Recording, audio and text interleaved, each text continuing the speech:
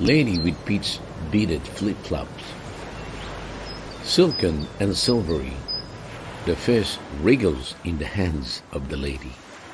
This, as she leans her body on the wooden hull, beside the bamboo outrigger of the boat, which had just returned from sea.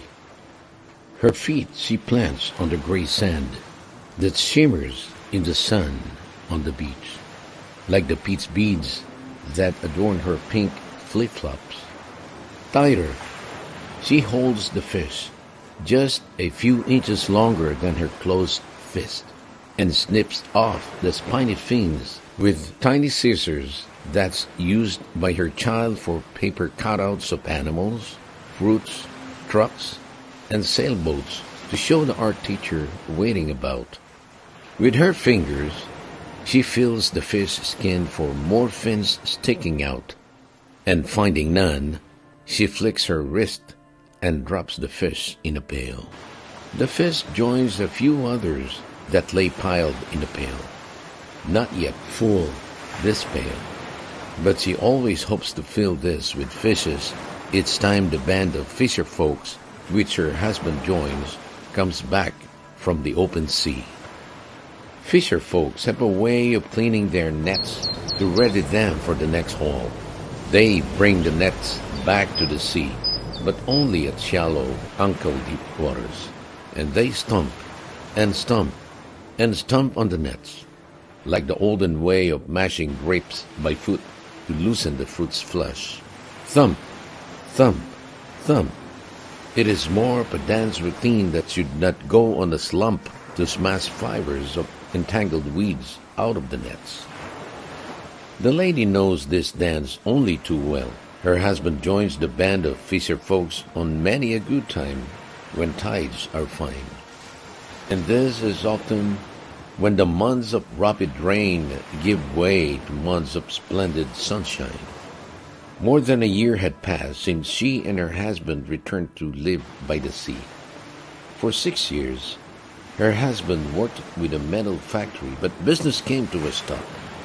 Other shops closed, too, when people stayed mostly at home, coming out only on vital errands and wearing face masks to avoid getting sick. Beside, the sea is a good place to be. Beside, the sea certainly is a home, you see. Beside, the sea is where coconut trees grow and maya birds fly and chime around while sitting on the branch of a tree. Beside, the sea was where, many years ago, her grade school chums gathered with glee, while older women, many of them their mothers, walked about with pails with fresh cats to sell, and crying out to neighbors and passers-by, "Fresh fish! Fresh fish!" These days, her schoolmates come around for picnics and reunions, still strolling on the beach, sharing with each one their stories of family and fantasies of the fabled shopping spree. For the lady, beside the sea is where memories come tumbling more than reveries. Her husband was also a schoolmate, though distant he was, and certainly not the kind of guy who delighted giggly girls with fun stories. He was reserved, one may say. Now is a good time to say that it was about 10 years ago this month when light shone in his eyes. Standing, too, on gray sand on this familiar beach, he had come back just to rest from useful work and be nourished by the salty air.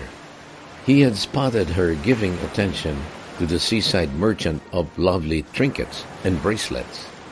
The merchant also had colorful reef magnets made of seashells and wooden sea creatures like crabs and squids. But this did not interest her.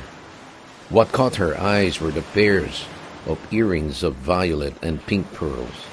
They were lovely, and the merchant sold them for a lesser price. She did not hear him call out her name, enchanted that she was with the colorful things that added to her beauty.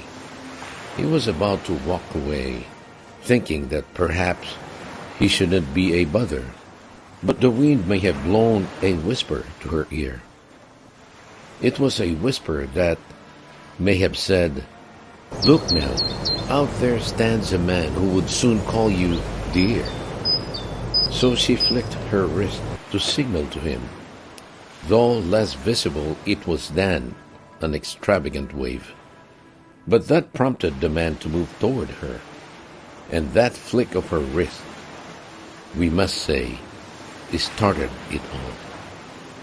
A date at the church provided a twist for a ring to be put on her finger, a golden band with diamond-shaped etchings.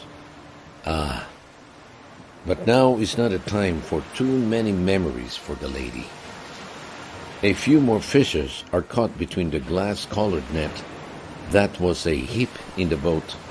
2 or 3 of the fishes had bright yellow streaks, but the rest were of the same silken and silvery sheen. She frees one more fish from the tangled heap of net, then took out one more and then another to add to the pile in the pail. This she does as she hears the continued thumping of feet to clean the nets in the water. It is the soothing sound of rhythm, one that is a comfortable routine that leads to nothing else but the steady unfolding of another day for everyone. The orange hues behind trees on the mountain at the east will slowly turn golden yellow as the hours pass.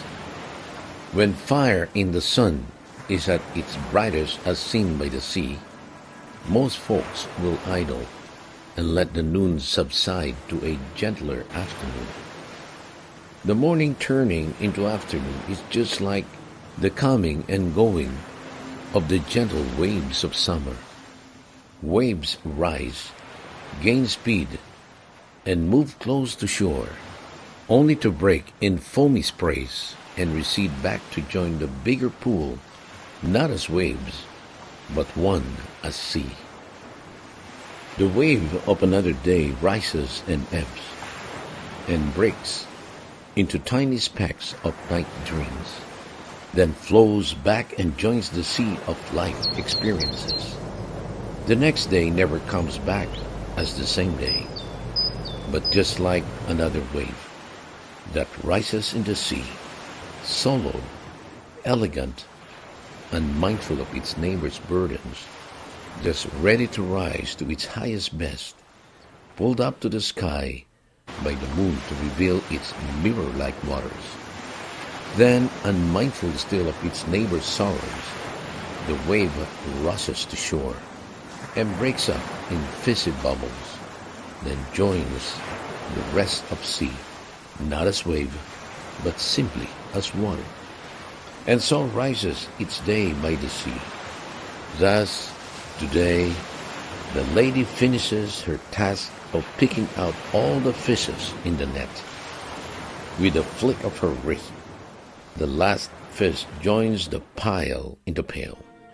Then turning to her husband, the lady says, "All this will be our food and for those who helped us today. There's nothing to sell today, maybe tomorrow, and maybe the week after tomorrow.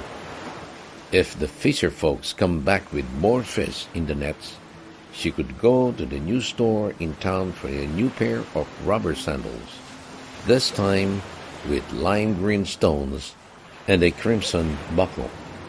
This was on display on the shelves of new arrivals. She likes this one.